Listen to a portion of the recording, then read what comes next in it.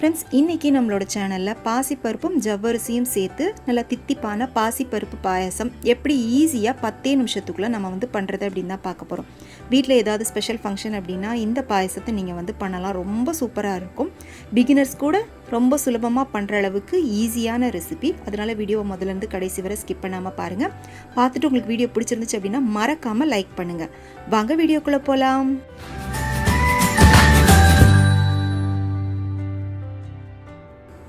இதில் 100 கிராம் அளவுக்கு பாசிப்பருப்பு எடுத்திருக்கேன். இது மெஷர்மெண்ட் கப்புக்கு அரை கப் அளவுக்கு வருது.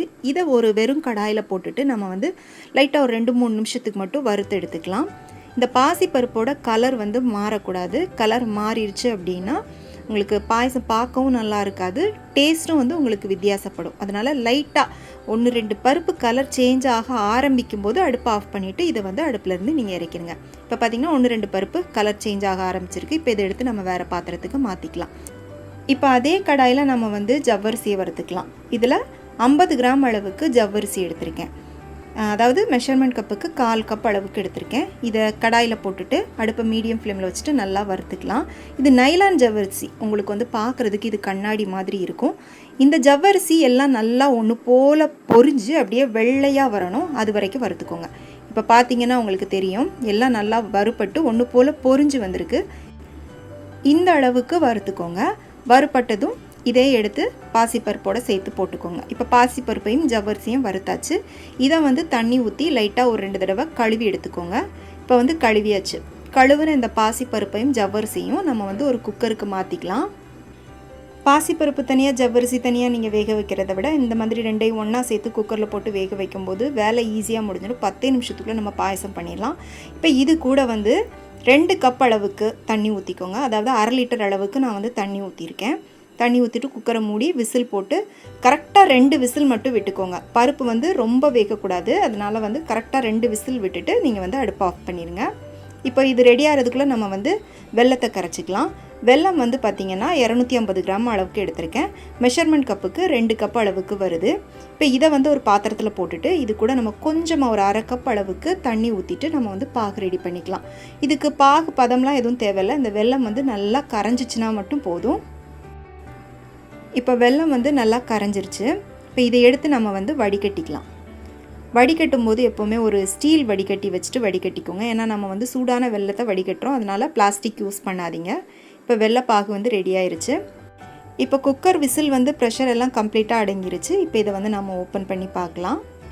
பாருங்கள், நல்லா கரெக்டாக வெந்திருக்கு.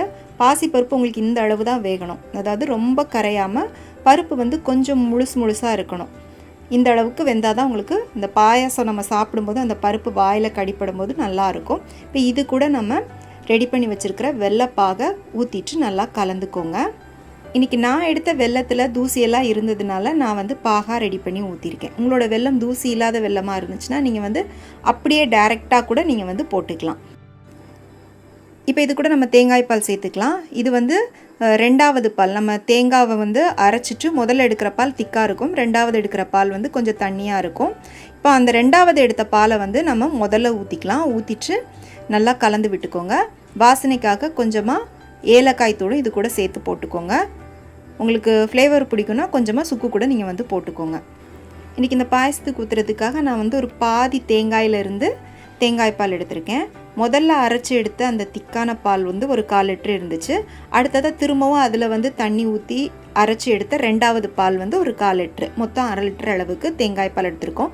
இப்போ 2வது பாலை ஊற்றி ஒரு 5 நிமிஷத்தில் உங்களுக்கு இந்த மாதிரி கொதி வர ஆரம்பிக்கும். கொதி வர ஆரம்பித்ததும் முதல்ல எடுத்த முதல் பாலை ஊற்றிக்கோங்க. இது நல்லா திக்காக இருக்கும். முதல் பாலை ஊற்றி நல்லா கலந்துட்டு ஒரு 2-3 நிமிஷம் மட்டும் கொதிக்க விட்டிங்கன்னா போதும். ரொம்ப நேரம் அடுப்பில் கொதிக்க விட்டிங்கன்னா அப்படியே உங்களுக்கு தெரிஞ்சிரும். அதனால் லைட்டாக ஒரு 2-3 நிமிஷம் மட்டும் கொதிக்க விட்டுக்கோங்க.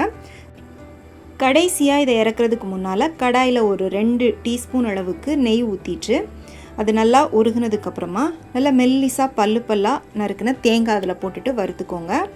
கூடவே கொஞ்சமாக முந்திரி பருப்பும் சேர்த்து போட்டுக்கோங்க. இப்போ முந்திரி பருப்பும் இந்த தேங்காயும் ஓரளவுக்கு கொஞ்சம் நல்லா வறுபட்டதும் இது கூட கொஞ்சமாக திராட்சை போட்டுக்கோங்க. இப்போ இதை எடுத்து அப்படியே நம்ம ரெடி பண்ணி வச்சுருக்கிற பாயசத்தில் ஊற்றிட்டு நல்லா கலந்துக்கோங்க. அவ்வளோதான், நம்மளுடைய பாசிப்பருப்பு ஜவ்வரிசி பாயசம் சூப்பராக ரெடி ஆயிருச்சு. நம்ம பாசிப்பருப்பு சேர்த்து பண்ணதுனால கொஞ்சம் ஆறும்போது பாயசம் திக்காகும். அதனால் உங்களுக்கு வந்து கொஞ்சம் தண்ணியாக வேணும்னா எக்ஸ்ட்ரா கூட நீங்கள் வந்து தண்ணி ஊற்றிக்கோங்க.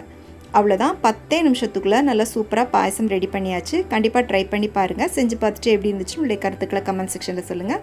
ரெசிபி பிடிச்சிருந்தா லைக் பண்ணிவிட்டு ஃப்ரெண்ட்ஸ் அண்ட் ஃபேமிலிக்கு ஷேர் பண்ணுங்கள். மீண்டும் வேறொரு ரெசிபியோடு சந்திக்கிறேன். நன்றி, வணக்கம்.